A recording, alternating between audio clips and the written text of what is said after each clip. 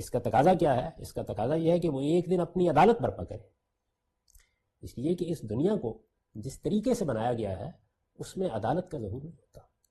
اس میں اگر آپ اس کو موت پر ختم سمجھ کر جانیں گے تو یہ دیکھیں گے کہ اس میں ظلم ہے، عدوان ہے، اس میں غریب پس رہا ہے، اسی میں کسی کی سنوائی نہیں ہے.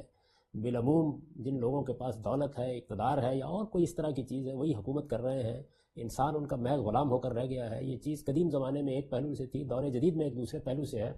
تو انسان کا دل بیٹھ جاتا ہے، یعنی بڑا مشکل ہوتا ہے اس کے بعد کہ وہ اس دنیا کے معاملے میں اعتماد سے کوئی بات کہہ سکے.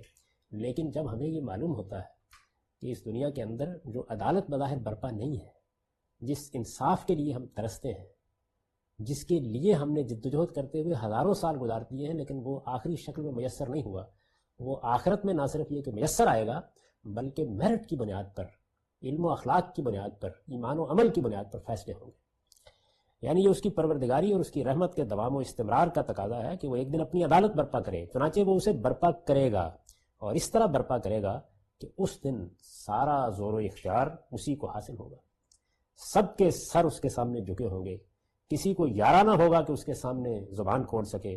ہر معاملے کا فیصلہ وہ خود کرے گا اور کوئی اس کے فیصلے پر کسی پہلو سے اثر انداز نہ ہو سکے. یعنی یہ اس عدالت کی نوعیت ہوگی، وہ ایسی عدالت ہوگی، اس طریقے سے اس پہ فیصلے ہوں گے، اس طرح کامل عدل کا ظہور ہوگا، اس طرح سے انسان کی تمامی ختم ہو جائے گی.